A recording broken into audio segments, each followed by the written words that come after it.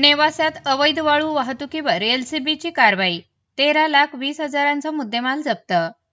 अहिल्यानगर. नेवासा तालुक्यातील प्रवरा नदीपात्रातून अवैधरित्या वाळू उपसा करून वाहतूक करणाऱ्यांविरुद्ध स्थानिक गुन्हा शाखेने धडक कारवाई करत 13,20,000 रुपयांचा मुद्देमाल जप्त केला. या कारवाईत एका आरोपीला ताब्यात घेण्यात आले असून 2 जण फरार झाले आहेत.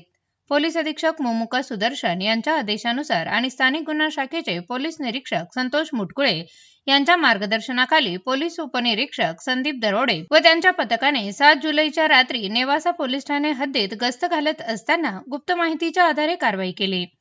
पथकाने नेवासा येथील ज्ञानेश्वर मंदिरामागील प्रवरा नदीपात्रात छापा टाकला. त्यावेळी एक डंपर व एक टेम्पोमध्ये अवैधरित्या वाळू भरली जात असल्याचे आढळले. पोलिसांची चाहूल लागताच संबंधितांनी पळ काढण्याचा प्रयत्न केला.